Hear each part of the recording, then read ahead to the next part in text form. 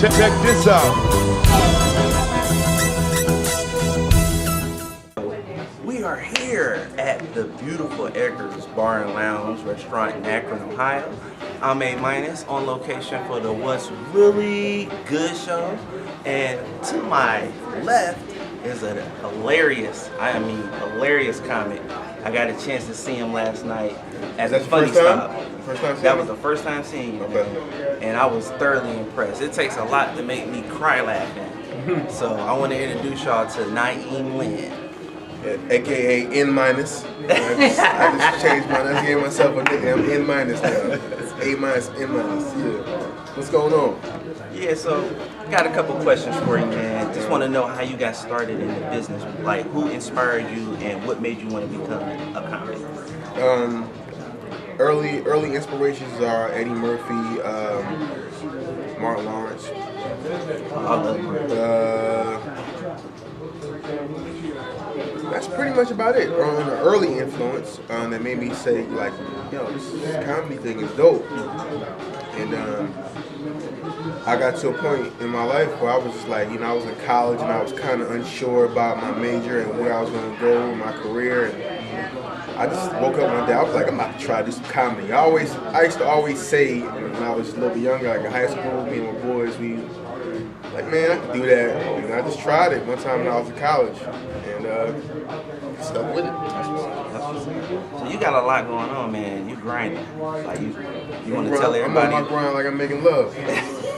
I ain't mean grinding like that. But my man is grinding. He's done a half-hour comedy show, Comedy Central, his own show. He's been featured on Real Husbands of Hollywood with Kevin Hart. I keep forgetting that I did that. Really? Yeah. What exactly did you do on there? You probably seen the episode. You just didn't see me. It was so fast. Okay. There he is. This is how it was set up.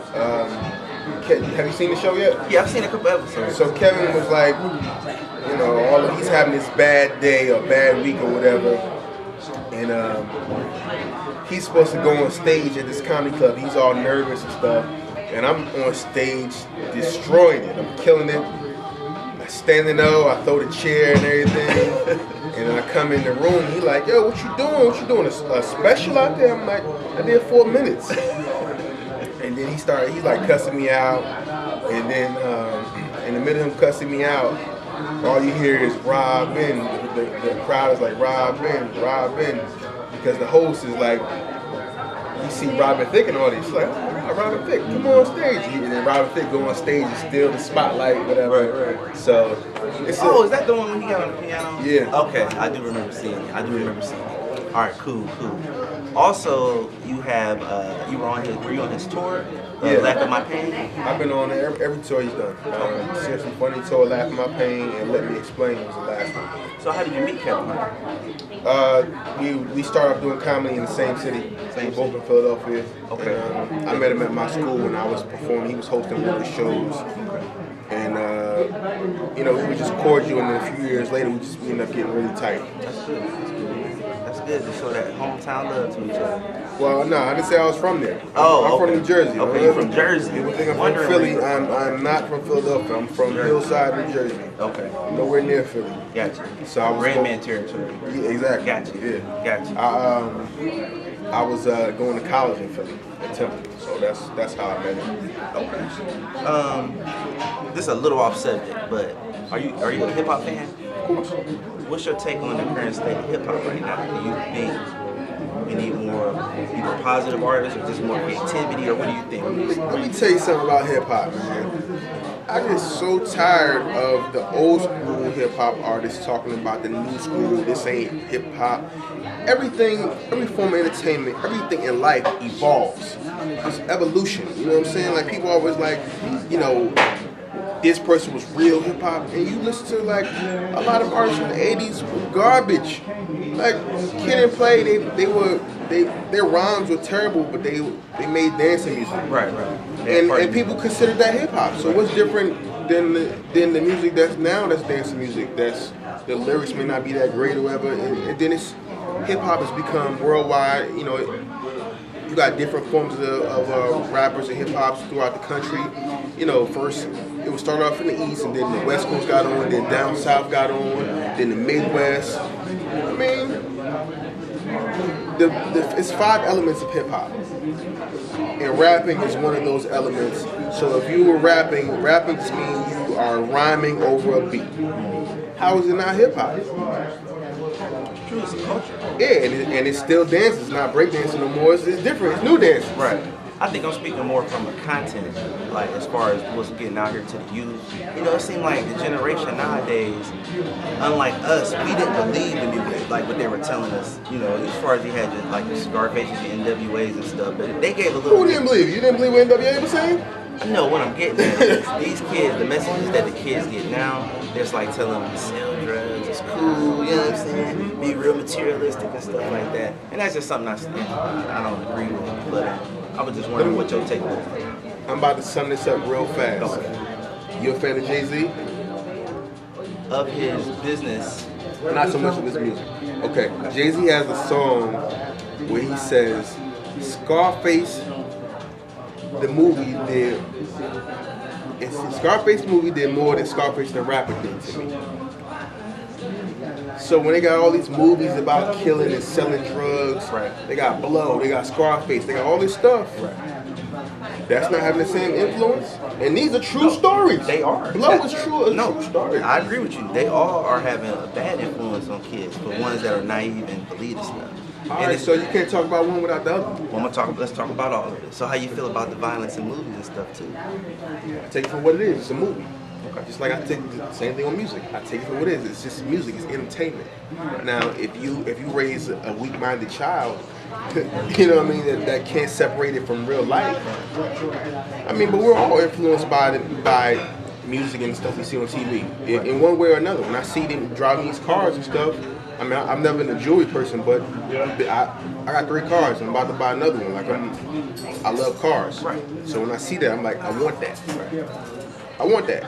But it make me work harder. It don't make me say I'm about to go sell some drugs so I can get it. Right. I'm work harder so I can get it. Well, we from a different generation. I just think like the kids nowadays they really believe this stuff. So they think selling drugs is the only way out. Stuff like that. We're killing people. You know what I mean? But a lot of stuff it's true. A lot of these rappers have experienced this stuff. So you can only talk about what you know about. Right. Because then once you go, that's why a lot of people's second album don't do well, because they tell their whole life story in that first album, and then they don't have nowhere to go from there. Right. So it goes back to what type of child you're raising, what's going on in your household. And I think a problem is a lot of kids be raising kids. So that's the problem, and that's what I mean is a problem. So some of us from the old school, I would say, we just need to be more better role models in a sense. You know, just to help the kids, but we ain't gonna keep talking about that. So I don't have no problem with no rapper and what they say. You know, I'm never hating on anybody that's good at what they do when they get money. Right. You know, do you? Because you ain't seen no Christian rapper go platinum yet. Right. You know, they out there, but most people ain't trying to hear that. I got you.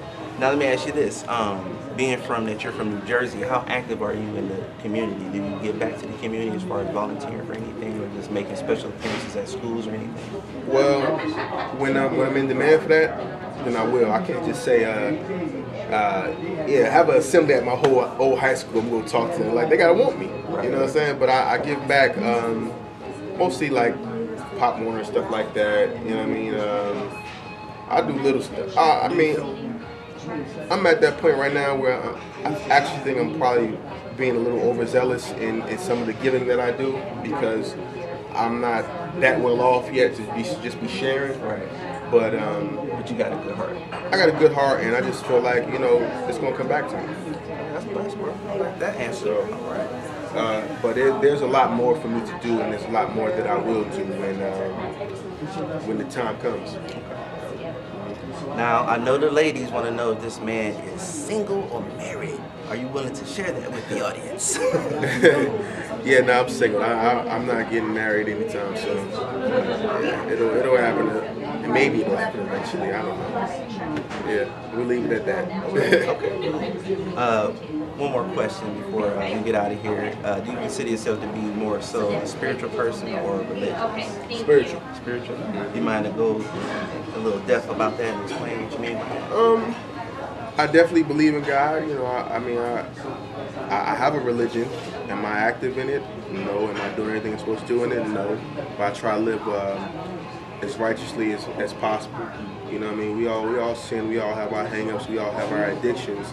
But I try to live a good life, and I'm all about speaking things into existence and putting things out there, and that's how I live my life, and that's why I'm successful. You know, I always know that things gonna happen.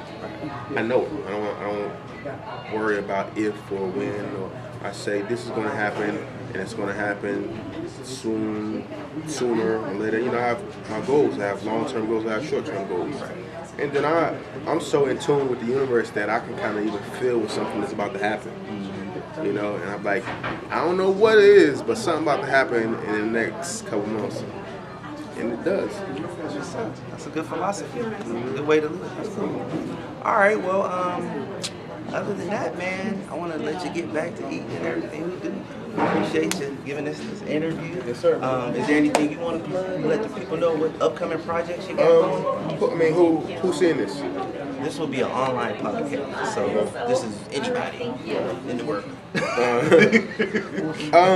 Just follow all my social networking. Twitter is Naim the Star. That's NaimThestar. Instagram is Naim Lyn, NaimLynn. My webpage is naim.jokes.com. And same thing for my Facebook fan page, Naim.jokes. Facebook.com/Naim.jokes. And that's it, man. Just support me and follow my career. Like, it's about to be on, so I don't want nobody like, oh, where he come from? Like, I've been here. Right. I've been here, and it's about to happen. Like I said, saw him at the Funny Stop in Calgary Falls yesterday, had me crying. Dirty baby. It's hilarious. Who was the other one? Man with No Arms on a Plane with the Monkeys. Y'all know what I'm talking about if you go follow him on Twitter and check out his websites and everything, okay? All right, well, this is A-Munus from the What's Really Good show, and we out. Yes, sir. Yes, sir. We got a little present for you, too, man. All right.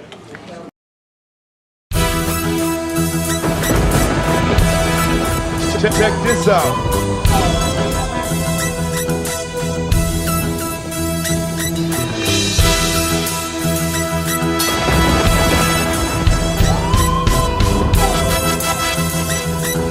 No one